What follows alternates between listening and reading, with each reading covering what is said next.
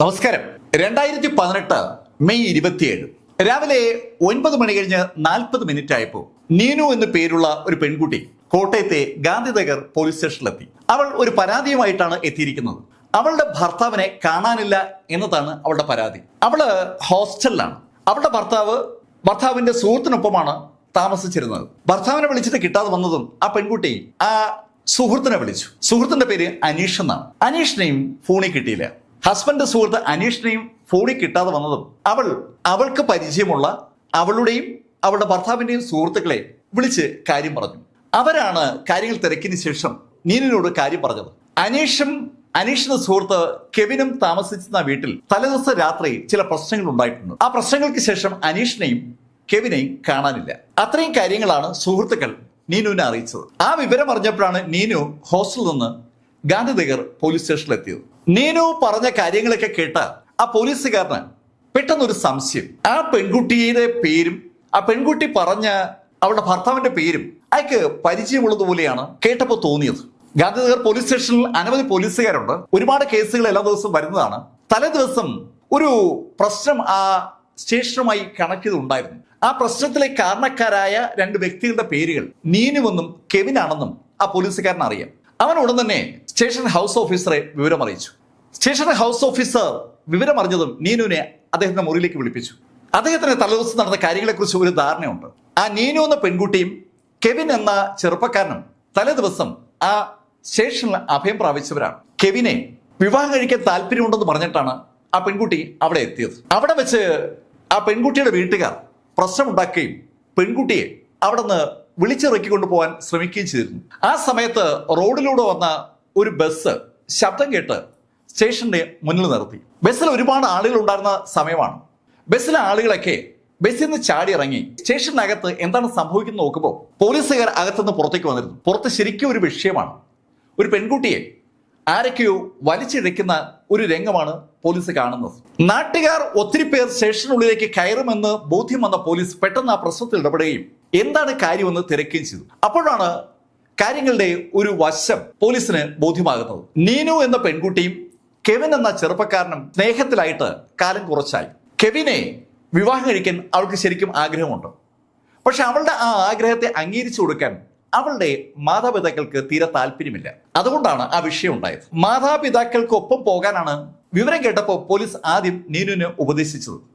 പക്ഷെ അവള് ഒരു കാരണവശാലും പോകില്ല എന്ന് തീർത്തു പറഞ്ഞപ്പോൾ ബസ്സിൽ നിന്നിറങ്ങിയ നാട്ടുകാരും സമീപത്തുള്ള കടകളിലെ ആളുകളും ഒക്കെ പോലീസിനോട് അവരുടേതായ രീതിയിൽ സംസാരിച്ചു. പ്രായപൂർത്തിയായ ഒരു ചെറുപ്പക്കാരനാണ് കെവിൻ. അതുപോലെ പ്രായപൂർത്തിയായ ആളാണ് നീനു. അവർക്ക് പരസ്പരം ഇഷ്ടമാണെങ്കിൽ വിവാഹം കഴിച്ച് ഒന്നിച്ച് താമസിക്കാനുള്ള എല്ലാ അവകാശവും ഈ ഇന്ത്യയിലുണ്ട്. അതിൽ പോലീസ് ഇടപെടുന്നത് ശരിയല്ല എന്നുള്ള അഭിപ്രായമാണ് നാട്ടുകാരുടെ ഭാഗത്തുനിന്നുണ്ടായത്. നാട്ടുകാരിൽ ചിലരൊക്കെ പോലീസിന് അറിയാവുന്ന ആളുകളാണ്. അവര് വളരെ വ്യക്തമായിട്ട് തന്നെ അവരുടെ സ്റ്റാൻഡ് അവതരിപ്പിച്ചപ്പോൾ പോലീസിന് വേറെ മാർഗം ഉണ്ടായിരുന്നില്ല. അങ്ങനെയാണ് പോലീസ് നീനുവിനെ കെവിനൊപ്പം തലേദിവസം അയച്ചത്. ആ കെവിനെയാണ് കാണാനില്ല എന്ന് നീനു പറയുന്നത്. കാര്യം മനസ്സിലാക്കിയ സ്റ്റേഷൻ ഹൗസ് ഓഫീസർ നീനുവിനോട് ചോദിച്ചു, ഇന്നലെ നീയും ഈ കെവിനും ഒന്നിച്ചല്ലേ ഇവിടുന്ന് പോയത്? എന്നിട്ട് എന്താ സംഭവിച്ചത്? സർ, കെവിൻ എന്നെ ഹോസ്റ്റലാക്കിയിട്ട് അവന്റെ സുഹൃത്തായ അനീഷിനൊപ്പമാണ് ഇന്നലെ രാത്രി കഴിഞ്ഞത്. അവൾ അങ്ങനെ പറഞ്ഞതും പോലീസ് അവളോട് ചോദിച്ചു, അല്ല, നിങ്ങൾ തമ്മിൽ രജിസ്റ്റർ മാരേജ് കഴിക്കാൻ പോവുകയാണെന്നാണല്ലോ ഇന്നലെ നിങ്ങൾ സ്റ്റേഷനിൽ പറഞ്ഞത്. എന്താ അത് നടന്നില്ലേ? സർ, രജിസ്റ്റർ മാരേജ് കഴിഞ്ഞായിരുന്നു. ഏറ്റുമാനൂർ സബ് രജിസ്ട്രാർ ഓഫീസിൽ വെച്ച് രജിസ്റ്റർ കഴിഞ്ഞതിന് ശേഷമാണ് കെവിൻ എന്നെ ഹോസ്റ്റലിൽ കൊണ്ടുവന്നാക്കിയത്. അതുകൊണ്ടാണ് നീനു വളരെ വ്യക്തമായിട്ട് അവളുടെ മൊഴിയിൽ അവളുടെ ഹസ്ബൻഡാണ് കെവിൻ എന്ന് പറഞ്ഞത്. സ്റ്റേഷൻ ഹൗസ് ഓഫീസർക്കും കൂടെയുള്ള പോലീസ് ഉദ്യോഗസ്ഥർക്കും ഇപ്പോ കഥ ഏതാണ്ട് വ്യക്തമായി. തലേദിവസം രാത്രി എന്തോ ഒരു വിഷയം കെവിൻ താമസിച്ച ആ വീട്ടിലുണ്ടായിട്ടുണ്ട്. ആ വിഷയം നടന്നു കഴിഞ്ഞപ്പോഴാണ് കെവിനും അനീഷും മിസ്സായത്. കെവിനെ കുറിച്ച് അന്വേഷിക്കാമെന്ന് നീനുവിന് വാക്കുകൊടുത്ത പോലീസ് നീനുവിനോട് ഒരു കാര്യം തിരക്കി. നിനക്ക് ഈ സംഭവവുമായി ബന്ധപ്പെട്ടുകൊണ്ട് ആരെങ്കിലും സംശയമുണ്ടോ? ഉണ്ട് സർ, എനിക്ക് എൻ്റെ അച്ഛനെയും അമ്മയും സംശയമാണ്, എൻ്റെ സഹോദരനെ സംശയമാണ്. അവർ കെവിനെ എന്തെങ്കിലും ചെയ്തു കാണും. വളരെ വ്യക്തമായ ഒരു അഭിപ്രായമാണ് നീനുവിന് ആ കാര്യത്തിലുള്ളത്. അവളുടെ വീട്ടുകാരറിയാതെ കെവിൻ അപ്രത്യക്ഷമാകില്ല എന്ന് അവൾ പൂർണ്ണമായും വിശ്വസിക്കുകയാണ്. നീനു അങ്ങനെ തീർത്തു പറയുമ്പോൾ വിവരം അറിഞ്ഞിട്ട് കെവിന്റെ വീട്ടുകാർ സ്റ്റേഷനിലെത്തി. സ്റ്റേഷനിൽ അവരെത്തിയപ്പോഴാണ് അവരാ ഞെട്ടിക്കുന്ന വിവരം അറിഞ്ഞത്. അവരെ ഞെട്ടിപ്പിച്ച വിവരം കെവിന്റെ വിവാഹമാണ്. അവരുടെ മകൻ കെവിൻ തലേദിവസം ഏറ്റുമാനൂർ സബ് രജിസ്ട്രാർ ഓഫീസിൽ വെച്ച് സ്പെഷ്യൽ ആക്ട് പ്രകാരം നീനു എന്ന് പേരുള്ള ഒരു പെൺകുട്ടിയെ വിവാഹം കഴിച്ചു എന്നുള്ള വാർത്ത വിശ്വസിക്കാനാവാതെ അന്തം വിട്ട് നിൽക്കുകയാണ് കെവിന്റെ അച്ഛനും അമ്മയും. കൂടെ വേറെ ബന്ധുക്കളുണ്ട്. ആർക്കും കൊണ്ട് വിശ്വസിക്കാൻ പറ്റുന്നില്ല. ഇതെങ്ങനെ സംഭവിച്ചു? അവരോട് കെവിൻ ഇതിനെക്കുറിച്ച് ഒരു കാര്യവും പറഞ്ഞില്ലല്ലോ. അവരുടെ ആ നിസ്സഹായ അവസ്ഥയും അമ്പരപ്പും പോലീസും കാണുന്നുണ്ട്. കെവിന്റെ മാതാപിതാക്കൾ അമ്പരന്ന് നിൽക്കുന്ന കണ്ടതും സ്റ്റേഷൻ ഹൗസ് ഓഫീസർ കെവിന്റെ അമ്മയോട് ചോദിച്ചു, അല്ല, നിങ്ങളുടെ മകൻ വീട്ടിൽ വരാതിരുന്നാൽ നിങ്ങൾ തിരക്കത്തില്ലേ? സാർ, അവൻ 24-ാം തീയതി വീട്ടിൽ നിന്ന് പോയതാണ്. 24-ാം തീയതി പോയെന്നു. അതിനുശേഷം അവൻ നിങ്ങളുമായി ബന്ധപ്പെട്ടിട്ടില്ലേ? ഇല്ല സാർ, അവൻ വിളിച്ചതൊന്നുമില്ല. പക്ഷേ മാന്നാനത്തുള്ള അവന്റെ സുഹൃത്തിനെ കാണാൻ പോകുന്നു എന്നാണ് അവനോട് പറഞ്ഞത്. അതുകൊണ്ടാണ് ഞാൻ വിളിക്കാതിരുന്നത്. കെവിന്റെ മാതാപിതാക്കളിൽ നിന്ന് കൂടുതൽ വിവരങ്ങൾ പോലീസ് ശേഖരിച്ചു. അതിന്റെ അടിസ്ഥാനത്തിൽ അവർക്ക് ഒരു കാര്യം മനസ്സിലായി. 24-ാം തീയതി മുതലേ കെവിൻ വീട്ടിൽ നിന്ന് മാറി നിൽക്കുകയാണ്. ഇതിനിടയിലാണ് 26-ാം തീയതി പോലീസ് സ്റ്റേഷനിലെ ആ സംഭവം ഉണ്ടാകുന്നതും 27-ന് ഇന്ന് ഈ പകൽ ഇത്രയും കാര്യങ്ങളൊക്കെ സംഭവിച്ചിരിക്കുന്നത്. എവിടെ നിന്നാണ് അന്വേഷണം തുടങ്ങേണ്ടത് എന്നതിനെക്കുറിച്ച് പോലീസ് ആലോചിച്ചുകൊണ്ടിരിക്കുമ്പോൾ അവിടേക്ക് ഒരു ചെറുപ്പക്കാരൻ ഓടിയെത്തി. ആ ചെറുപ്പക്കാരനെ കണ്ടതും നീനു പോലീസിനോട് പറഞ്ഞു, സാർ, ഇതാണ് സാർ അനീഷ്. അനീഷ് ശരിക്കും ആ സ്റ്റേഷനകത്തേക്ക് ഓടിക്കയറുകയായിരുന്നു. ഓടിക്കയറുന്ന അവന്റെ ആ ബോഡി ലാംഗ്വേജ് കാണുന്ന ഏതൊരാൾക്കും ഒരു കാര്യം വ്യക്തമാകും: അനീഷിന് ശരിക്കും ഭയമുണ്ട്. അനീഷിനെ പോലീസ് തടുത്തു നിർത്തപ്പോൾ ശരിക്കും അവൻ വിറയ്ക്കുന്നുണ്ട്. അവനെ ഒന്ന് ആശ്വസിപ്പിച്ച പോലീസ് അവനെ പരിശോധിച്ചപ്പോൾ അവന്റെ ബോഡിയിൽ പാടുകൾ കാണാനുണ്ട്. ശരിക്കും ക്രൂരമായി മർദ്ദനമേറ്റതിന്റെ പാടുകൾ അവന്റെ ബോഡിയിലുണ്ട്. ആ പാടുകൾ കണ്ടപ്പോഴേ അവന്റെ ഭയത്തിന്റെ അടിസ്ഥാനം പോലീസിന് മനസ്സിലായി. ആരോ അവനെ കാര്യമായി തല്ലിയിരിക്കുകയാണ്. എന്താണ് സംഭവമെന്ന് അനീഷിനോട് പോലീസ് തിരക്കി. സാർ, ഇന്നലെ ഞാനും ഇവിടെ ഉണ്ടായിരുന്നു, കെവിനൊപ്പം. ഞാനും കെവിനും നീനുവും കൂടിയാണ് ഏറ്റുമാനൂരിൽ ആ സബ് രജിസ്ട്രാർ ഓഫീസിൽ പോയത്. അവിടെ വിവാഹം രജിസ്റ്റർ ചെയ്തതിന് ശേഷം നീനുവിനെ ഹോസ്റ്റലിൽ കൊണ്ടാക്കിയിട്ട് കെവിനും ഞാനും എൻ്റെ വീട്ടിലേക്കാണ് പോയത്. ഞങ്ങൾ ഭാവി കാര്യങ്ങളെക്കുറിച്ചൊക്കെ ഒരുപാട് നേരം സംസാരിച്ചിരുന്നു. അതിനുശേഷം രാത്രി 11 മണിയോടുകൂടിയാണ് ഞാൻ ഉറങ്ങാൻ കിടന്നത്. എൻ്റെ ഓപ്പോസിറ്റുള്ള മുറിയിലാണ് കെവിൻ ഉറങ്ങാൻ കിടന്നത്. രാത്രി ഏകദേശം ഒരു 12 മണിയായപ്പോൾ പെട്ടെന്ന് ഞാനൊരു ശബ്ദം കേട്ടു. ശബ്ദം കേട്ട് ഞാൻ ഞെട്ടി ഉണരുമ്പോൾ എൻ്റെ വാതിൽ ആരെ തള്ളി തുറക്കുന്നതാണ് ഞാൻ കണ്ടത്. എന്താണ് സംഭവിക്കുന്നത് എനിക്ക് മനസ്സിലാകും മുമ്പ് എന്നെ ആരൊക്കെയോ എൻ്റെ മുറിയിൽ നിന്ന് പൊക്കിയെടുത്തു. ഇതിനിടയിൽ വീട്ടിൽ വേറെ ശബ്ദങ്ങളൊക്കെ കേൾക്കുന്നുണ്ടായിരുന്നു. ഞാൻ അവരുടെ പിടിയിൽ നിന്ന് രക്ഷപ്പെടാൻ ശ്രമിക്കുന്നിടയിൽ അവരെന്നെ ഒരു കാറിനകത്തേക്ക് ഇടിച്ചു കയറ്റി. എനിക്ക് കാറിൽ നിന്ന് ചാടാൻ പറ്റുമായിരുന്നില്ല. എന്നെ കൊണ്ട് ആ കാർ മൂവ് ചെയ്യുമ്പോൾ തൊട്ട് മുന്നിൽ വേറൊരു കാറ് മൂവ് ചെയ്യുന്നത് എന്റെ ശ്രദ്ധയിൽപ്പെട്ടു. ആ മൂവ് ചെയ്യുന്ന കാർ കണ്ടപ്പോൾ ഞാൻ ആ കാറിനകത്ത് എന്തെങ്കിലും കാണാൻ പറ്റുമെന്ന് അറിയാൻ വേണ്ടി മുന്നിലുള്ള സ്ക്രീനിലൂടെ നോക്കി. പക്ഷെ എനിക്കൊന്നും കാണാൻ കഴിഞ്ഞില്ല. പക്ഷെ ഒരു കാര്യം എനിക്ക് ഉറപ്പായി, ആ മുന്നിലുള്ള കാറിൽ കെവിൻ ഉണ്ട്. അങ്ങനെ ഒരു ധാരണ എനിക്ക് ഉണ്ടാകാനുള്ള കാരണം കാറിലിരുന്ന് എന്നെ പിടിച്ചിരിക്കുന്ന ആളുകൾ സംസാരിച്ച വിഷയമാണ്. അവരെല്ലാവരും സംസാരിച്ചത് കെവിനെ കുറിച്ചാണ്. ഇത്രയും അനീഷ് പറഞ്ഞതും സ്റ്റേഷൻ ഹൗസ് ഓഫീസർ അനീഷിനോട് ചോദിച്ചു, അപ്പോ കെവിനെയും നിന്നെയും പിടിച്ചുകൊണ്ടു പോകാനാണ് അവര് നിന്റെ വീട്ടിലേക്ക് വന്നല്ലേ? അതെ സാർ, ഞങ്ങളെ പിടിച്ചുകൊണ്ടു പോകാനാണ് അവർ വന്നത്. അവരെന്താ സംസാരിച്ചത്? സാർ, അവര് കെവിനെ ആ വിവാഹത്തിൽ നിന്ന് പിന്മാറ്റാൻ എനിക്ക് എന്തെങ്കിലും ചെയ്യാൻ പറ്റുമോ എന്നറിയാൻ വേണ്ടിയാണ് എന്നെ പിടിച്ചിരുന്നത്. എന്നെ അവർ ശരിക്കും വിരട്ടുകയും ചെയ്തു. അവര് കെവിന്റെ കാറിൽ ആരെയോ ഫോണിൽ വിളിച്ചിട്ട് ആ ഫോൺ കെവിന് കൊടുത്തിട്ട് കെവിൻ ആ ഫോൺ എടുത്തപ്പോൾ ഇവിടെ ഫോൺ എന്റെ കയ്യിലേക്ക് തന്നു. എന്നോട് അവര് കെവിനോട് സംസാരിക്കാൻ ആവശ്യപ്പെട്ടത്, കെവിനോട് ആ വിവാഹത്തിൽ നിന്ന് പിന്മാറണമെന്ന് എന്നെ കൊണ്ട് അവർ പറയിക്കുകയായിരുന്നു. സാർ, അവർ ഇടി സഹിക്കാൻ വയ്യാതെ ഞാൻ കെവിനോട് അത് പറയുകയും ചെയ്തു. അനീഷ് അത്രയും പറഞ്ഞതും പോലീസ് അനീഷിനോട് ചോദിച്ചു, അല്ല, ആ ഗുണ്ടകൾ എന്തിനാ ഈ വിഷയത്തിൽ ഇടപെടുന്നത്? അവർക്കും ഈ വിഷയം തമ്മിൽ എന്താ ബന്ധം? സാർ, അവര് നീനുവിന്റെ സഹോദരൻ പറഞ്ഞിട്ടാ ഈ കൊട്ടേഷൻ എടുത്തത്.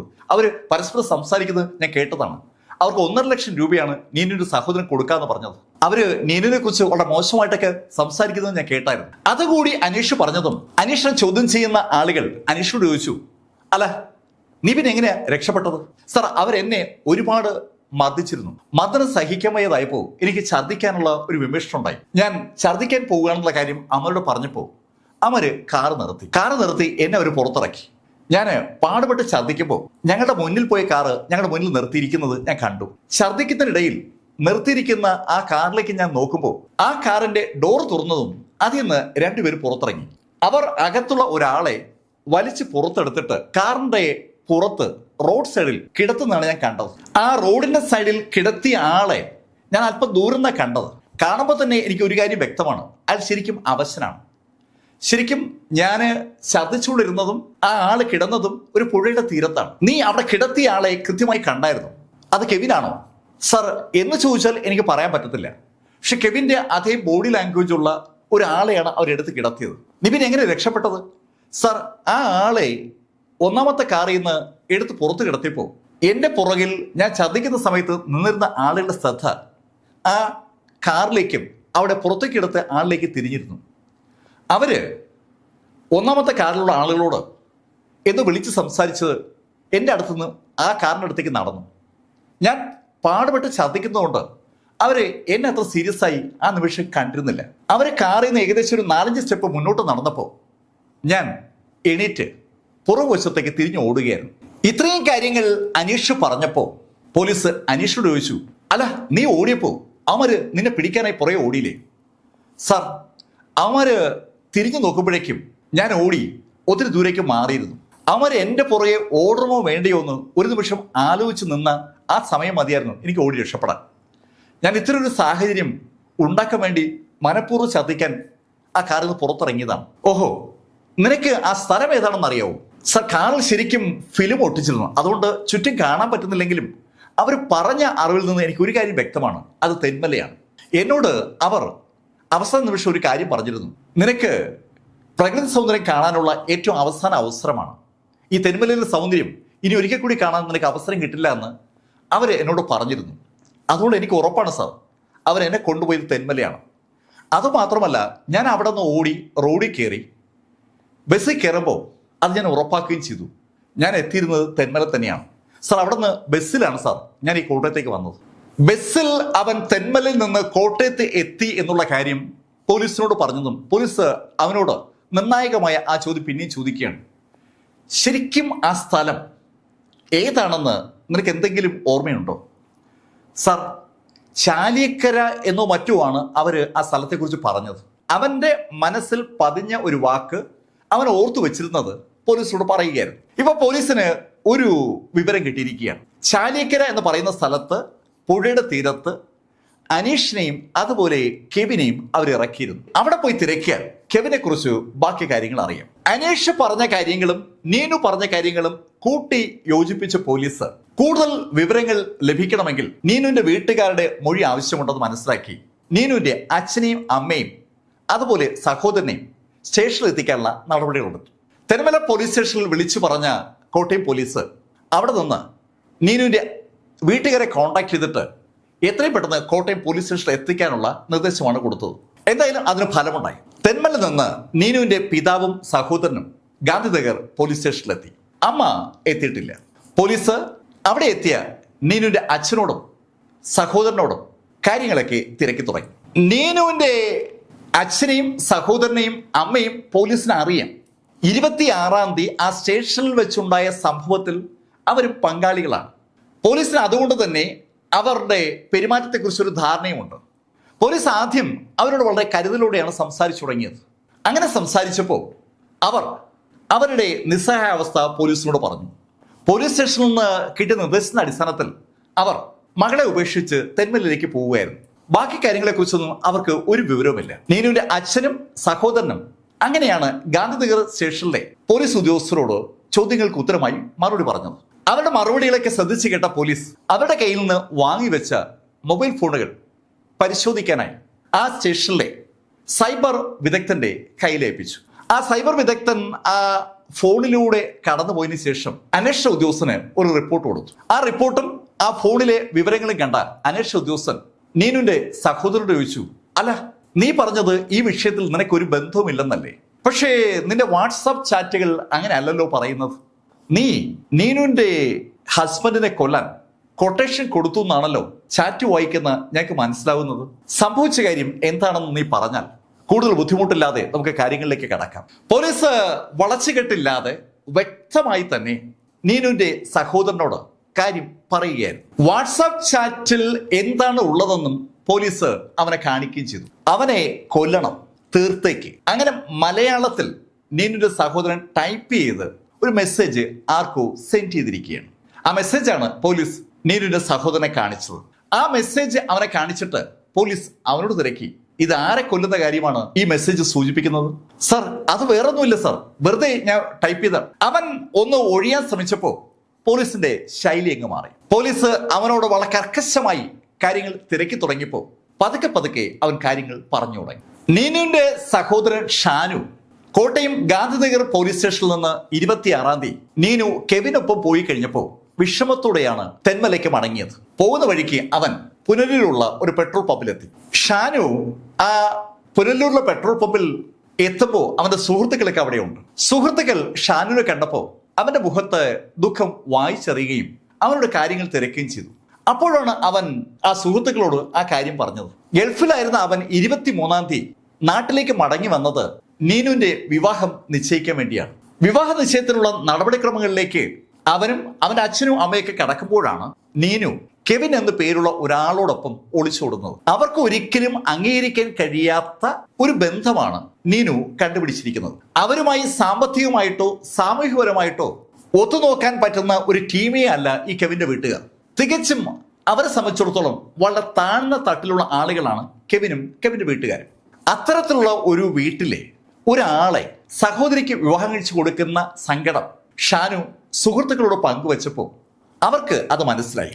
വർഷങ്ങളായി ഷാനുവുമായി നല്ല അടുപ്പമുള്ള ആളുകളാണ് അന്ന് ആ പമ്പിൽ ഷാനുവിനൊപ്പം ഉണ്ടായിരുന്നത്. ആ സുഹൃത്ത് വലയം ഷാനുവിന്റെ ആ ദുഃഖം ഉൾക്കൊള്ളുകയും അവർ ഒന്നിച്ചു ചേർന്ന് എന്ത് ചെയ്യാമെന്നതിനെ കുറിച്ച് ആലോചിക്കുകയും ചെയ്തു. ആ ആലോചന അവസാനം എത്തുന്നത് ഒരു കൊട്ടേഷൻ കൊടുക്കുന്നതിലേക്കാണ്. കെവിൻ ഇല്ലാതായാൽ പ്രശ്നം തീരും, അങ്ങനെ പ്രശ്നം തീരൂ. അക്കാര്യം ഷാനുവിനെ അവന്റെ കൂട്ടുകാർ ബോധ്യപ്പെടുത്തുകയായിരുന്നു. കെവിന് ഉള്ളിടത്തോളം കാലം നീനുവിനെ കൊണ്ട് വേറെ വിവാഹം കഴിപ്പിക്കാൻ പറ്റത്തില്ല.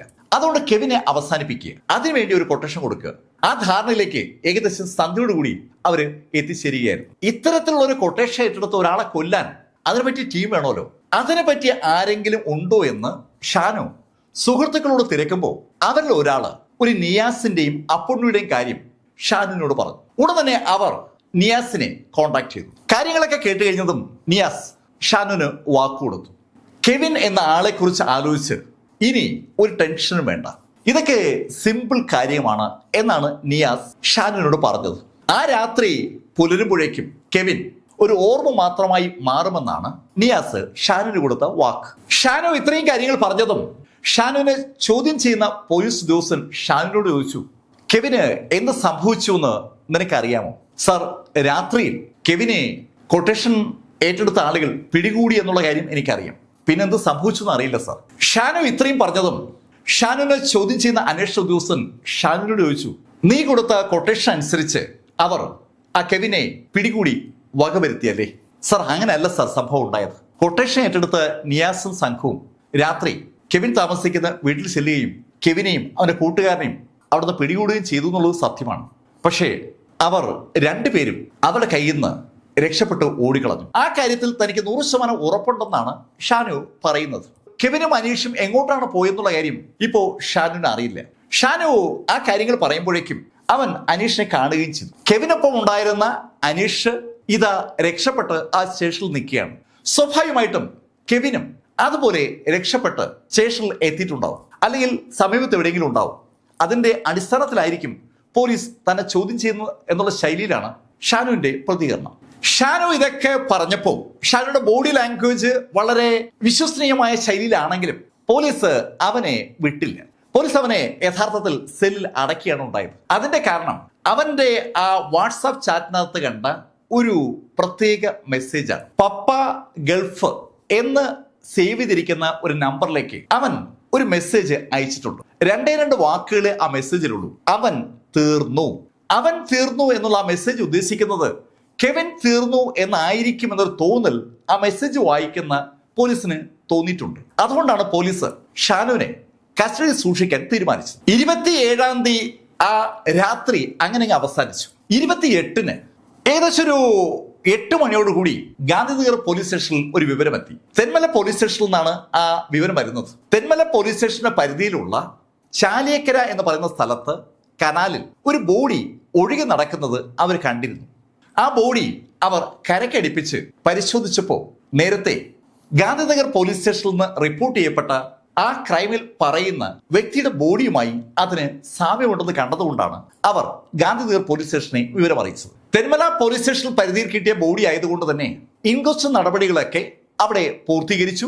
ഒരു FIR രജിസ്റ്റർ ചെയ്തു. അതിനുശേഷം ആ ബോഡി പോസ്റ്റ്മോർട്ടത്തിനായി അയക്കുകയും ചെയ്തു. തെന്മല പോലീസ് സ്റ്റേഷൻ പരിധിയിൽ അജ്ഞാതനായ ഒരു വ്യക്തിയുടെ ബോഡി കിട്ടിയ കാര്യം തെന്മല പോലീസ് സ്റ്റേഷൻ ഗാന്ധിനഗർ അറിയിച്ചപ്പോൾ തന്നെ ഗാന്ധിനഗർ സ്റ്റേഷനിൽ തലേദിവസം പരാതിയുമായി എത്തിയ കെവിന്റെ മാതാപിതാക്കൾ തെന്മല പോലീസ് സ്റ്റേഷനിലേക്ക് ചെന്നിരുന്നു. അവിടെ വെച്ച് അവർ ആ ബോഡി തിരിച്ചറിഞ്ഞു. അവരുടെ പ്രിയപ്പെട്ട മകൻ കെവിന്റെ ബോഡിയാണ് അതെന്ന് അവർ തിരിച്ചറിഞ്ഞതും ഗാന്ധിനഗർ പോലീസ് സ്റ്റേഷനും തെന്മല പോലീസ് സ്റ്റേഷനും ഒന്നിച്ചു നടത്തിയ സമഗ്രമായ ഒരു തിരച്ചിലിനൊടുവിൽ 4 പേർ അറസ്റ്റിലായി. നിയാസിന്റെ കൂട്ടാളികളായ ഫാസിലും റിയാസും വിഷ്ണുവുമാണ് അറസ്റ്റിലായത്. നിയാസിനെയും കൂട്ടരെയും കസ്റ്റഡിയിൽ വാങ്ങിച്ച തെന്മല പോലീസ് അധികാരികൾ അവരെ ഗാന്ധിനഗർ പോലീസ് സ്റ്റേഷൻ അധികാരികളുടെ ആവശ്യപ്രകാരം അവർക്ക് ഹാൻഡ് ഓവർ ചെയ്തു. ഗാന്ധിനഗറിൽ രജിസ്റ്റർ ചെയ്യപ്പെട്ടിരിക്കുന്ന കേസിന്റെ തുടർ അന്വേഷണത്തിന്റെ ഭാഗമായിട്ട് അവരെ വേണമെന്ന് ആവശ്യപ്പെട്ടത് കൊണ്ടാണ് അവരെ ഗാന്ധിനഗർ പോലീസ് സ്റ്റേഷനിൽ അധികാരികൾക്ക് കൊടുത്തത്. ആ 4 പേരെയും കസ്റ്റഡിയിൽ ഏറ്റുവാങ്ങിയ ഗാന്ധിനഗർ പോലീസ് സ്റ്റേഷൻ അന്വേഷണ ഉദ്യോഗസ്ഥർ അവരെ കൊണ്ടു നടന്ന് തെളിവെടുപ്പുകൾ നടത്തി. കെവിൻ ആക്രമിക്കപ്പെട്ട ആ വീട് മുതൽ ചാലിയക്കര വരെയുള്ള വിവിധ സ്ഥലങ്ങൾ, ഈ പദ്ധതി ആസൂത്രണം ചെയ്ത പെട്രോൾ പമ്പ്, അതിനുശേഷം വാഹനം അവർ കൊണ്ട് നിർത്തിയ സ്ഥലം, അവർ താമസിച്ച സ്ഥലം തുടങ്ങിയ എല്ലാ സ്ഥലങ്ങളും പോലീസ് ആ പ്രതികളെ കൊണ്ടുപോയി തിരച്ചിൽ നടത്തുകയായിരുന്നു. ഒരു ഭാഗത്ത് കാര്യങ്ങൾ അങ്ങനെ നടക്കുമ്പോൾ മറുഭാഗത്ത് കെവിന്റെ പോസ്റ്റ്മോർട്ടം നടപടികൾ പൂർത്തീകരിക്കപ്പെട്ടു. പോസ്റ്റ്മോർട്ടം നടപടികൾ പൂർത്തീകരിച്ചതും ഫസ്റ്റ് ഇൻഫർമേഷന്റെ ഭാഗമായി സർജൻ ആ റിപ്പോർട്ട് പോലീസിന് കൊടുത്തു. കെവിൻ മരണപ്പെട്ടിരിക്കുന്നത് വെള്ളത്തിൽ മുങ്ങിയാണ്. വെള്ളം അമിതമായി വായ്ക്കുള്ളിലേക്ക് കടന്ന് ശ്വാസം മുട്ടിയാണ് കെവിൻ മരിച്ചിരിക്കുന്നത്. അത് മാത്രമാണ് പ്രാഥമിക വിവരമായി ആ പോസ്റ്റ്മോർട്ടം നടത്തിയ ഡോക്ടർ പോലീസിന് കൊടുത്തിരിക്കുന്ന വിവരം. ഈ സമയമായപ്പോൾ ഈ സംഭവങ്ങൾ പത്രങ്ങളിലും ശരിക്കും കോളിളക്കം ഉണ്ടാക്കുന്ന വാർത്തകൾ സൃഷ്ടിച്ചിരുന്നു. 26-ാം തീയതി ഗാന്ധിനഗർ പോലീസ് സ്റ്റേഷനിൽ നിന്ന് മാതാപിതാക്കൾ പിടിച്ചുകൊണ്ടുപോകാൻ ശ്രമിച്ച നീനുവിനെ ആ സ്റ്റേഷനിലെ അധികാരികളുടെ അനുവാദത്തോടുകൂടി കൊണ്ടുപോയ കെവിനാണ് ആ രാത്രിയിൽ കൊല്ലപ്പെട്ടിരിക്കുന്നത്. ആ കൊലപാതകത്തിൽ നീനുവിന്റെ മാതാപിതാക്കൾക്ക് പങ്കുണ്ടെന്ന് പത്രങ്ങൾ വ്യക്തമാക്കി തന്നെ എഴുതുകയാണ്. സ്വാഭാവികമായും ചാനലുകൾ ആ വിഷയം ഏറ്റെടുത്തു. അതിശക്തമായ ഒരു പ്രഷർ സർക്കാരിന് മുകളിൽ വരികയാണ്. സർക്കാർ കൊലപാതകൾക്കൊപ്പം നിൽക്കുന്നു എന്ന ശൈലിയിൽ കമന്റുകൾ വന്നതും അന്വേഷണം IG വിജയ് സാഖറെയ്ക്ക് ഗവൺമെന്റ് ഹാൻഡ് ഓവർ ചെയ്തു. വിജയ് സാഖറെ ശരിക്കും സമർത്ഥനായ ഒരു ഉദ്യോഗസ്ഥനാണ്. കെവിൻ മുങ്ങി മരിച്ചു എന്നുള്ള റിപ്പോർട്ടാണ് പോസ്റ്റ്മോർട്ടം ചെയ്ത ഡോക്ടർ കൊടുത്തിരിക്കുന്നത്. ആ റിപ്പോർട്ട് പലതവണ വായിച്ച വിജയ് സാഖറെ നേരെ കെവിൻ മുങ്ങി മരിച്ചു എന്ന് പറയുന്ന സ്ഥലത്തെത്തി. അദ്ദേഹം വെള്ളത്തിലേക്ക് ഇറങ്ങി. ഒരു സംശയം തോന്നിയതുകൊണ്ടാണ് അദ്ദേഹം ആ കനാലിലേക്ക് ഇറങ്ങിയത്. കനാലിലേക്ക് ഇറങ്ങിയ വിജയ് സാഖറെ കെവിന്റെ നീളത്തിനൊപ്പമുള്ള ഒരു കമ്പ് കൂടി സംഘടിപ്പിച്ചു. ആ കമ്പ് വിജയ് സാഖറെ ആ വെള്ളത്തിൽ മുക്കി നിർത്തി. ആ കനാലിൽ ആ സമയത്ത് ആ കമ്പിന്റെ പകുതിക്ക് താഴെ മാത്രമേ വെള്ളമുള്ളൂ. ആ കാഴ്ച ഒരു കാര്യം വ്യക്തമാക്കുകയാണ്.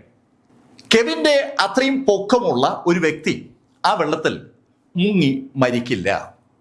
100% അത് ഉറപ്പാണ്. രണ്ടാമതൊരു വിഷയം, കെവിൻ നല്ലൊരു നീന്തൽക്കാരനാണ്. നന്നായി നീന്താൻ അറിയാവുന്ന കെവിൻ ആ വെള്ളത്തിൽ മുങ്ങി മരിച്ചാൽ അത് ലോക അത്ഭുതമെന്നേ പറയാൻ പറ്റും. വിജയ് സാഖറെ അർത്ഥശങ്കയ്ക്കിടയില്ലാത്ത വിധം ആ കാര്യം അദ്ദേഹത്തിന്റെ ടീം അംഗങ്ങളുമായി പങ്കുവയ്ക്കുകയാണ്. വിജയ് സാഖറയുടെ ടീം അംഗങ്ങളും സാഖറയുടെ ആ അഭിപ്രായത്തോട് യോജിച്ചതും വിജയ് സാഖറെ ആ പോസ്റ്റ്മോർട്ടം റിപ്പോർട്ടിൽ വ്യക്തമായ ഒരു നോട്ട് എഴുതി. ഈ റിപ്പോർട്ട് സംശയാസ്പദമാണ്.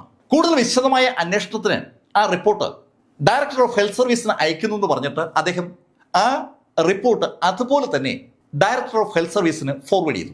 സ്വാഭാവികമായും ഈ വിവരങ്ങൾ പത്രങ്ങളും ചാനലുകളും റിപ്പോർട്ട് ചെയ്തു. മുട്ടിന് അല്പം മുകളിൽ മാത്രം വെള്ളമുള്ള ഒരു സ്ഥലത്ത് നന്നായി നീന്താൻ കഴിയുന്ന കെവിൻ മുങ്ങി മരിച്ചു എന്ന് റിപ്പോർട്ട് ചെയ്ത ആ ഡോക്ടർ അക്ഷന്തിമമായ ഒരു തെറ്റാണ് കാണിച്ചിരിക്കുന്നതെന്ന് ചാനലുകളും പത്രങ്ങളും ഒന്നൊന്നായി വിളിച്ചു പറയുകയാണ്. ആരെയോ രക്ഷിക്കാൻ വേണ്ടി തട്ടിക്കൂട്ടിയ ഒരു പോസ്റ്റ്മോർട്ടം റിപ്പോർട്ടാണ് ആ ഡോക്ടർ ഉണ്ടാക്കിയിരിക്കുന്നത്. ഗവൺമെന്റിന്റെ ഭാഗത്തുനിന്ന് കർക്കശമായ ഇടപെടൽ ഉണ്ടായില്ലെങ്കിൽ ആ കേസ് എങ്ങും എത്താതെ പോകുമെന്നുള്ള ശൈലിയിൽ രാഷ്ട്രീയ നേതാക്കളൊക്കെ കമന്റുകൾ ചെയ്തു തുടങ്ങി. സോഷ്യൽ മാധ്യമങ്ങൾ ഇതൊരു വലിയ വിഷയമായി മാറി. പത്രങ്ങളും സോഷ്യൽ മാധ്യമങ്ങളും ചാനലുകളും ഈ വിഷയത്തെ എടുത്തങ്ങ് അലക്കുമ്പോൾ പോലീസിൽ തന്നെയുള്ള പലർക്കും ഈ അന്വേഷണത്തിൽ വളരെ സംശയമുണ്ട്. ഈ സമയത്താണ് ആ പ്രതികൾ സഞ്ചരിച്ചിരുന്ന 2 വാഹനങ്ങളും പോലീസിന്റെ കസ്റ്റഡിയിൽ കിട്ടുന്നത്. ആ വാഹനങ്ങൾ ഫോറൻസിക് വിദഗ്ധർ കർശനമായ പരിശോധനയ്ക്ക് വിധേയമാക്കിയപ്പോൾ അതിനകത്ത് നിന്ന് അവർക്ക് പല കാര്യങ്ങളും കിട്ടി. അനീഷ് ഉണ്ടായിരുന്ന വാഹനത്തിൽ നിന്ന് അവർക്ക് കിട്ടിയത് രക്തത്തിന്റെ അംശമാണ്. അനീഷ് പോലീസിനോട് ഒരു കാര്യം പറഞ്ഞിരുന്നു. അവനെ രാത്രിയിൽ അവന്റെ വീട്ടിൽ നിന്ന് പിടിച്ചിറക്കി കാറി കയറ്റിയപ്പോൾ രക്ഷപ്പെടാനായിട്ട് അവൻ ശരിക്കും ശ്രമിച്ചിരുന്നു. ആ സമയത്ത് അവൻ മുട്ട് കൈകൊണ്ട് ഒരാളെ ആഞ്ഞിടിച്ചത് അവന് നല്ല ഓർമ്മയുണ്ട്. അങ്ങനെ ഇടിച്ചപ്പോൾ ഇടിയേറ്റ ആളിൻ്റെ വാ പൊട്ടിയിട്ടുണ്ടായിരുന്നു. അങ്ങനെ പൊട്ടിയപ്പോൾ രക്തം താഴെ വീണ കാര്യവും അനീഷിന് ഓർമ്മയുണ്ട്. പോലീസ് അറസ്റ്റ് ചെയ്ത ആ 4 പേരുടെ കൂട്ടത്തിൽ ആ ചുറ്റുമുള്ള ആളുണ്ടായിരുന്നില്ല. അനീഷിനെ ആക്രമിച്ച ആളുടെ കൂട്ടത്തിൽ പരിക്ക് പറ്റിയ ഒരാളുണ്ടായിരുന്നെന്നും അവന്റെ രക്തം കാറിനകത്ത് വീണിരുന്നുവെന്നും നേരത്തെ തന്നെ പോലീസിന് കിട്ടിയ ഇൻഫർമേഷനാണ്. ഫോറൻസിക്കാർ ആ കാറിൽ നിന്നുള്ള രക്തം ശേഖരിച്ചു, അതിനെ ഒരു കവറിലേക്ക് മാറ്റി. അതോടൊപ്പം കെവിൻ സഞ്ചരിച്ചിരുന്ന കാറും പരിശോധനയ്ക്ക് വിധേയമാക്കി. ആ കാറിനകത്തുനിന്ന് രക്ത സാമ്പിളുകളും അതുപോലെ തന്നെ മുടി നാരിഴകളും ഫോറൻസിക്കാർ ശേഖരിച്ചു. ഫോറൻസിക് വിദഗ്ധർ ശേഖരിച്ച സാധനങ്ങളൊക്കെ ഉടൻ തന്നെ DNA പരിശോധനയ്ക്കായി അതാത് കേന്ദ്രങ്ങളിലേക്ക് അയച്ചു. നിയാസിനൊപ്പം അറസ്റ്റ് ചെയ്ത ബാക്കി 3 പേരിൽ ഒരാൾ വിഷ്ണുവാണ്. പോലീസ് ആ ഗുണ്ടകളുടെ ഓരോരുത്തരുടെയും വീടുകൾ പരിശോധിക്കുന്ന കൂട്ടത്തിൽ വിഷ്ണുവിന്റെ വീട്ടിലും എത്തിയിരുന്നു. വിഷ്ണുവിന്റെ വീട്ടിൽ നിന്ന് പോലീസിന് 4 വടിവാളുകൾ കിട്ടി. അതിനു പുറമെ ഒരു മുണ്ടൂടെ കിട്ടി. ആ മുണ്ട് പോലീസ് എടുക്കാനുള്ള കാരണം അതിൽ രക്തം പറ്റിപ്പിടിച്ചിരിക്കുന്ന കണ്ടതുകൊണ്ടാണ്. പോലീസ് കെവിന്റെ മാതാപിതാക്കളെ വിളിച്ചു വരുത്തിയപ്പോൾ അവർ ആ മുണ്ട് തിരിച്ചറിഞ്ഞു. അത് കെവിൻ ഉടുത്തിരുന്ന മുണ്ടാണ്. കെവിന്റെ മാതാപിതാക്കൾ ആ കാര്യം ഉറപ്പിച്ചു പറഞ്ഞതും അത് കൺഫേം ചെയ്യാൻ വേണ്ടി ആ മുണ്ടും ഫോറൻസിക് പരിശോധനയ്ക്കും തുടർന്ന് DNA ടെസ്റ്റിനുമായി വിട്ടു. ഇതിനിടയിൽ പോലീസിന്റെ സൈബർ വിദഗ്ധർ ഈ ഷാനുവിൻ്റെയും അതുപോലെ ഷാനുവിന്റെ സുഹൃത്തുക്കളുടെയും നിയാസിനൊപ്പം ഉണ്ടായിരുന്ന ബാക്കി 3 ഗുണ്ടകളുടെയും ഫോണുമായി ബന്ധപ്പെട്ട എല്ലാ വിവരങ്ങളും ശേഖരിച്ചിരുന്നു. ആ വിവരശേഖരണം പോലീസ് കളക്ട് ചെയ്തിരിക്കുന്ന തെളിവുകളുമായി ഒന്നിച്ചു പോകുന്നതാണ്. ഈ സംഭവം നടന്ന സമയത്ത് ഇവരൊക്കെ എവിടെയായിരുന്നു എന്നുള്ളതിന്റെ വ്യക്തമായ ഇൻഫർമേഷൻ മൊബൈൽ ടവർ ലൊക്കേഷൻ വഴി പോലീസിന് കിട്ടി. അനീഷിനെയും കെവിനെയും അനീഷിന്റെ വീട്ടിൽ നിന്ന് ആ ഗുണ്ടകൾ പിടികൂടുന്ന സമയത്ത് അവർ ആ വീടിന്റെ സമീപത്ത് ഉണ്ടായിരുന്നുവെന്ന് വ്യക്തമാക്കുന്ന ശൈലിയിലുള്ള മൊബൈൽ ടവർ ലൊക്കേഷൻ പോലീസിന് കിട്ടിയിട്ടുണ്ട്. അതുപോലെ തന്നെ ഷാനുന്റെ കൂട്ടുകാരും ആ പുനലൂരിലുള്ള പെട്രോൾ പമ്പിൽ നിന്ന് സംസാരിക്കുമ്പോൾ അവരുടെ കൈവശമുള്ള മൊബൈൽ ഫോണുകളുടെ സിഗ്നലുകൾ ഐഡന്റിഫൈ ചെയ്ത പോലീസ് മൊബൈൽ ടവർ ലൊക്കേഷനുകൾ മനസ്സിലാക്കി അതും ഉറപ്പാക്കി. ഷാനു പറഞ്ഞ അനുസരിച്ച് അവന്റെ സുഹൃത്തുക്കൾ ആ സമയത്ത് ആ പെട്രോൾ പമ്പിൽ ഉണ്ടായിരുന്നു. പ്രതി പറയുന്ന കഥ പോലീസ് കോടതിയിൽ പ്രൂവ് ചെയ്യാൻ ബാധ്യസ്ഥരാണ്. അങ്ങനെ പ്രൂവ് ചെയ്യാൻ അവർക്ക് സ്വാഭാവികമായും തെളിവ് വേണം. തെളിവില്ലെങ്കിൽ പ്രതി കോടതിയിൽ പോലീസിനോട് പറഞ്ഞ കഥ പൂർണ്ണമായും മാറ്റി പറയും. അങ്ങനെ പ്രതി മാറ്റി പറയുമെന്ന് അറിയാവുന്നത് കൊണ്ടാണ് പോലീസ് തെളിവുകൾ ശേഖരിക്കുന്നത്. ഇപ്പോൾ ഷാനു പറഞ്ഞ കഥയ്ക്കും നിയാസ് പറഞ്ഞ കഥയ്ക്കും അനീഷ് പറഞ്ഞ കഥയ്ക്കും ഒക്കെ തെളിവുകളായി. പോലീസ് ഫോറൻസിക് പരിശോധനാ ഫലവും അതുപോലെ DNA പരിശോധനാ ഫലവും ലഭിക്കാൻ വേണ്ടി വെയിറ്റ് ചെയ്യുന്നതിനിടയിൽ പോലീസ് വിരിച്ച വലയിൽ ബാക്കിയുള്ള ആളുകളും വീണു. നിയാസിനെയും സംഘത്തെയും ഈ കൊട്ടേഷൻ ഏറ്റെടുക്കാൻ സഹായിച്ച ആ സുഹൃത്തുക്കളും ഈ സംഘത്തിന്റെ ഭാഗമായി വർക്ക് ചെയ്യുന്ന ആളുകളും തമിഴ്നാട്ടിൽ ഒളിവിൽ കഴിയായിരുന്നു. അവരെയും പോലീസ് പൊക്കി. സകല ആളുകളും അറസ്റ്റിലാകുമ്പോഴേക്കും DNA ഫലവും വന്നു. പോലീസ് പ്രതീക്ഷിച്ചതുപോലെ തന്നെയാണ് DNA ഫലങ്ങൾ. അതിന്റെ അടിസ്ഥാനത്തിൽ 2018 ഓഗസ്റ്റ് 21 പോലീസ് ചാർജ് ഷീറ്റ് കോടതിയിൽ സബ്മിറ്റ് ചെയ്തു. 176 സാക്ഷികൾ, 3 വാഹനങ്ങൾ, അനവധി ഫോണുകൾ, അവയിൽ നിന്ന് ശേഖരിച്ച ഡിജിറ്റൽ തെളിവുകൾ, അങ്ങനെ ഒരു വൻ ശേഖരം തന്നെ ഈ കെവിന്റെ കൊലപാതകവുമായി ബന്ധിപ്പിച്ചുകൊണ്ട് പോലീസിന് കോടതിയിൽ സബ്മിറ്റ് ചെയ്യാനുണ്ടായിരുന്നു. അതൊക്കെ അടുക്കും ചിട്ടിയായിട്ട് തന്നെ പോലീസ് സബ്മിറ്റ് ചെയ്തു. വിജയ് സാഖറയുടെ നേതൃത്വത്തിലേക്ക് അന്വേഷണം മാറിയപ്പോൾ അതിൽ ചില പോലീസുകാർക്ക് പ്രശ്നമുണ്ടായി. ഈ ഗാന്ധിനഗർ പോലീസ് സ്റ്റേഷനിലെ ASI ആയിരുന്ന ബിജുവും ഡ്രൈവർ അജയ് കുമാറും നീനുവിന്റെ പിതാവ് ചാക്കോയുടെ കയ്യിൽ നിന്ന് കുറച്ച് പണം വാങ്ങിച്ചിരുന്നു. ആ കേസിൽ നിന്ന് ചാക്കോയും ചാക്കോയുടെ മകൻ ഷാനുവിനെയും ഒഴിവാക്കി കൊടുക്കാമെന്ന് പറഞ്ഞിട്ടാണ് ഈ ASIയും ഡ്രൈവറും ചേർന്ന് പണം വാങ്ങിച്ചത്. അത് പിടിക്കപ്പെട്ടതിന്റെ അടിസ്ഥാനത്തിൽ അവരെ കൂടി ഈ കേസിലെ പ്രതികളാക്കിയിരിക്കുകയാണ്. സാധാരണഗതിയിൽ ഒരു കേസിലും ഇങ്ങനെ സംഭവിക്കുന്നതല്ല. ഒരു കേസുമായി ബന്ധിപ്പിച്ച് അന്വേഷണം നടക്കുന്നതിനിടയിൽ ആ അന്വേഷണം നടത്തുന്ന സ്റ്റേഷനിലെ തന്നെ പോലീസുകാരെ കൂടി പ്രതികളാക്കുന്ന കഥ സാധാരണ അങ്ങനെ ഉണ്ടാകുന്നതല്ല. പക്ഷെ ഇവിടെ അതും സംഭവിച്ചു. ഗവൺമെന്റ് കർക്കശമായിട്ട് തന്നെ ആ കേസ് അന്വേഷിക്കുകയാണെന്ന ഒരു ധാരണ പൊതുജനങ്ങളിൽ ഉണ്ടാക്കാൻ ആ ആക്ഷൻ ഏതായാലും ഇടയാക്കി. 2019 ഫെബ്രുവരി 14 വാലന്റൈൻസ് ഡേയിലാണ് ഈ കേസിന്റെ വിചാരണ ആരംഭിക്കുന്നത്. കോട്ടയം സെഷൻസ് കോടതിയിലാണ് വിചാരണ. പോലീസ് ചാർജ് ചെയ്തിരിക്കുന്ന ചാർജുകൾ കോടതി പ്രതിപട്ടികയിലുള്ള ആളുകളോട് വായിച്ച് കേൾപ്പിച്ചു. പ്രതിപട്ടികയിൽ 5ാം ഭാഗത്തുള്ളത് നീനുവിന്റെ പിതാവ് ചാക്കോയാണ്. 14 പേരെയാണ് പോലീസ് പ്രതിപട്ടികയിൽ ചേർത്തിരിക്കുന്നത്. ആ പ്രതികളുടെ പേരിൽ ആരോപിക്കപ്പെട്ടിരിക്കുന്ന കുറ്റങ്ങൾ കോടതിയിൽ പ്രൂവ് ചെയ്യുകയാണെങ്കിൽ അവർക്ക് ഓരോരുത്തർക്കും മിനിമം ജീവപര്യന്തം തടവെങ്കിലും ലഭിക്കും. ആ ശൈലിയിലുള്ള വകുപ്പുകളാണ് ഈ പ്രതികളുടെ പേരിൽ പോലീസ് കൊടുത്തിരിക്കുന്നത്. ശരിക്കും സംഭവബഹുലമായ വിചാരണയാണ് കോട്ടയം സെഷൻസ് കോടതിയിൽ നടന്നത്. വളരെ രസകരമായ റിപ്പോർട്ടിംഗ് അതിന്റെ ഭാഗമായിട്ട് ചാനലുകളും പത്രങ്ങളും ഒക്കെ നടത്തിയിരുന്നു. കോടതിയിൽ പ്രോസിക്യൂഷൻ അനുകൂലമായി സാക്ഷി പറയുമെന്ന് പ്രോസിക്യൂഷൻ കരുതിയിരുന്ന 6 പ്രമുഖ സാക്ഷികൾ പോലീസിന് എതിരായി സാക്ഷി പറയുന്ന കാഴ്ചയും നമ്മൾ കാണുകയുണ്ടായി. വിചാരണ പൂർത്തീകരിച്ചതും 14 പേരിൽ 5 പേരെ കോടതി വെറുതെ വിട്ടു. വെറുതെ വിടപ്പെട്ടവരിൽ ഒരാൾ നീനുവിന്റെ പിതാവ് ചാക്കോയാണ്.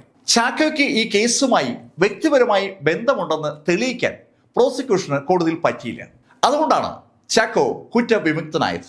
ബാക്കി 9 ആളുകൾക്കാണ് കോടതി ശിക്ഷ വിധിച്ചത്. ബാക്കി 9 ആളുകളും കുറ്റക്കാരാണെന്ന് പറഞ്ഞ കോടതി അവരെ ജയിലിലേക്ക് അയച്ചു. 24-നായിരിക്കും വിധി പ്രഖ്യാപിക്കുക എന്നും കോടതി പറഞ്ഞിരുന്നു. അങ്ങനെ എല്ലാവരും കാത്തിരിക്കുന്ന ഓഗസ്റ്റ് 24 എത്തി. ഇതുപോലൊരു ഓഗസ്റ്റ് 24-നാണ് നീനു ആദ്യമായി കെവിനെ കാണുന്നതും പരിചയപ്പെടുന്നതും. അതുപോലുള്ള ഒരു ഓഗസ്റ്റ് 24, അതാണ് 2019 ഓഗസ്റ്റ് 24. അന്നാണ് കോട്ടയം സെഷൻസ് കോടതി നീനുവിന്റെ ഭർത്താവായിരുന്ന കെവിന്റെ കൊലപാതകത്തിന് ശിക്ഷ വിധിക്കുന്നത്. ഷാനുവാണ് 1ാം പ്രതി. ഷാനു ഉൾപ്പെടെയുള്ള ആദ്യത്തെ 7 പ്രതികൾക്കും കോടതി ഇരട്ട ജീവപര്യന്തമാണ് വിധിച്ചത്. ബാക്കിയുള്ള 2 പേർക്ക് ജീവപര്യന്തം തടവും വിധിച്ചു. ഈ പ്രതികൾ ചെയ്ത കുറ്റകൃത്യം അനീഷ് എന്ന വ്യക്തിയെയും ബാധിച്ചതുകൊണ്ട് അനീഷിന് നീനുവിന്റെ വീട്ടുകാർ 1 ലക്ഷം രൂപ നഷ്ടപരിഹാരം കൊടുക്കണമെന്ന് കോടതി വിധിച്ചു. കേരളത്തിൽ റിപ്പോർട്ട് ചെയ്യപ്പെട്ട ആദ്യത്തെ ദുരഭിമാന കൊലയാണ് കോട്ടയം സെഷൻസ് കോടതിയിൽ വിചാരണ നടത്തിയത്. ആ വിചാരണയിലൂടെ ഇരട്ട ജീവപര്യന്തം തടവിന് വിധിക്കപ്പെട്ട ഷാനു 2021 ആഗസ്റ്റ് മുതൽ ജാമ്യത്തിലാണ്. അതേസമയത്ത് നീനുവിനെ കെവിന്റെ വീട്ടുകാർ മകന്റെ ഭാര്യയായി ഉൾക്കൊള്ളുകയും അവളെ പഠിപ്പിക്കുകയും ചെയ്തു. അവളിപ്പോൾ ബാംഗ്ലൂരിൽ MSWന് പഠിക്കുകയാണ്. ജാതി, മതം, പണം ഇതൊന്നും തങ്ങൾക്ക് ഒപ്പമല്ല എന്ന ഒറ്റ കാരണത്താൽ മകൾ സ്നേഹിച്ച ആളെ രാഖി രാമാനം ഇല്ലാതാക്കാൻ തീരുമാനിച്ച ഒരു സഹോദരന്റെ ദുഷ്പ്രവൃത്തിയുടെ കഥ കൂടിയാണ് നമ്മളിപ്പോൾ കേട്ടത്. കേരളത്തിൽ ഇതുപോലുള്ള ദുരഭിമാന കൊലകൾ ഇഷ്ടംപോലെ അതിനുശേഷം റിപ്പോർട്ട് ചെയ്യപ്പെട്ടു. എന്നാലും ആദ്യമായി റിപ്പോർട്ട് ചെയ്യപ്പെട്ട ദുരഭിമാന കൊല എന്ന പേരിൽ കെവിൻ കൊല ഇപ്പോഴും പത്രത്താളുകൾ അതിന് നിറഞ്ഞു നിൽപ്പുണ്ട്. ഈ കഥ നിങ്ങളോട് പറഞ്ഞത് എം ലൈഫിൽ നിന്ന് BS ചന്ദ്രമോഹൻ. കമന്റുകൾ ചെയ്യുക. Thank you.